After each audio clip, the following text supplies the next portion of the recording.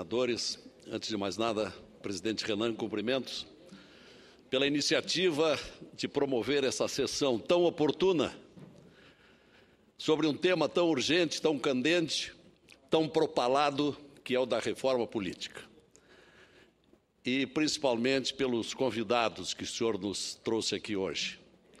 Professor Aragão, o eminente Cláudio Weber Abramo, a quem me acostumei a admirar por sua posição de verdadeiro cidadão brasileiro, democrata, de constantes inscritos na imprensa nacional. E pela presença do ministro Gilmar Mendes, porque, de fato, parece que nada é mais urgente no Congresso Nacional do que viabilizarmos de uma vez por todas este tema que se prolonga há 12 anos, a reforma política.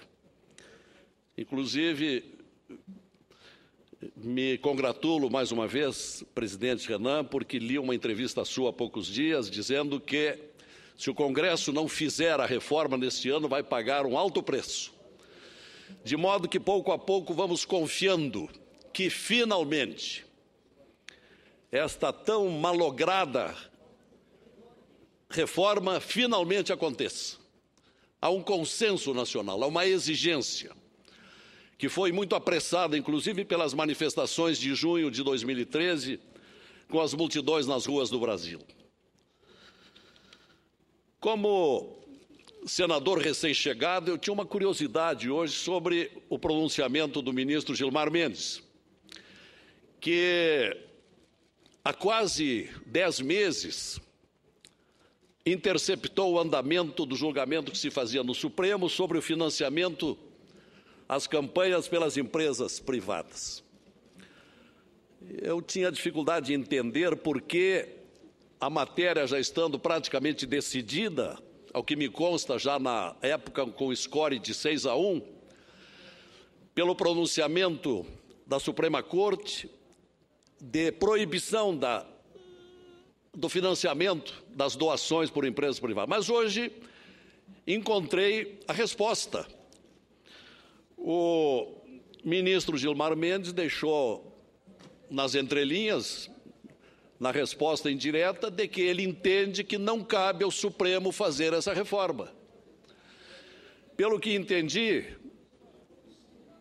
ministro Gilmar, o senhor valoriza o Congresso. O senhor não quer que o Judiciário se intrometa naquilo que é atribuição, que deveria ser privativa do Congresso, legislar principalmente sobre matéria política e eleitoral.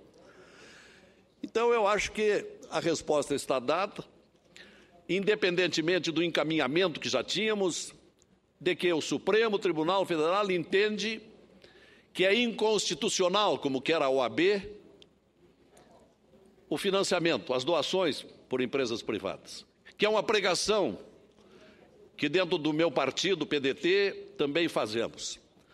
Porque a doação é comprometedora, a doação torna dependente o eleito ao seu financiador.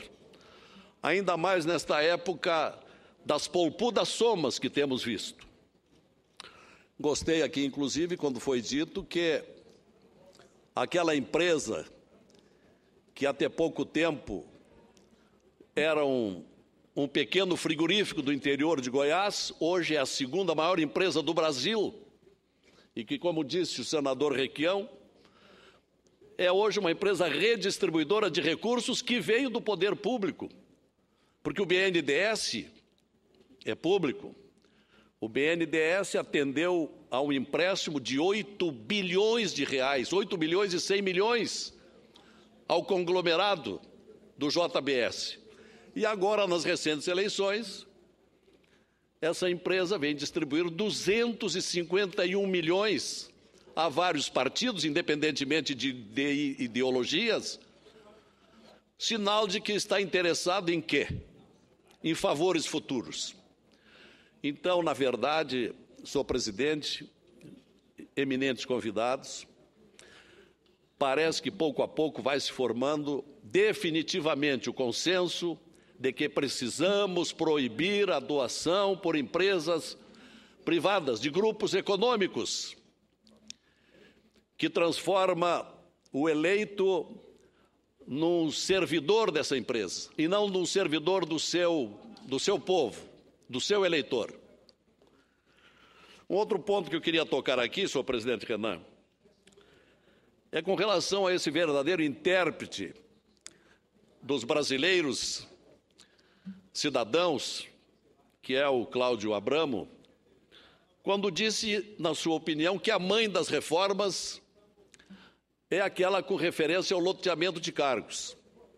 Até hoje tem se dito que a mãe das reformas deveria ser ou é a reforma política.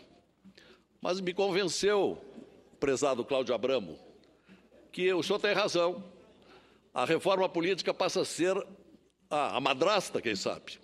A mãe mesmo é a das doações, a das nomeações. As nomeações de eleitos, e principalmente dos outros partidos, desmoraliza a administração, aparelha o Estado e se transforma em verdadeira cooptação dos eleitos. Isto é antidemocrático, porque aquele que é chamado para integrar o governo, que foi nomeado e que não é do partido, ele não é crítico, ele é servil à sua chefia.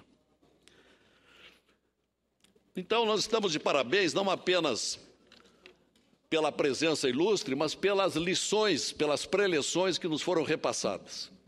E espero, presidente Renan, que o senhor continue ilustrando esse tema, o grande debate que se avizinha, que nós haveremos de levar adiante nesse ano, que é da reforma política, com o fim das doações por empresas privadas.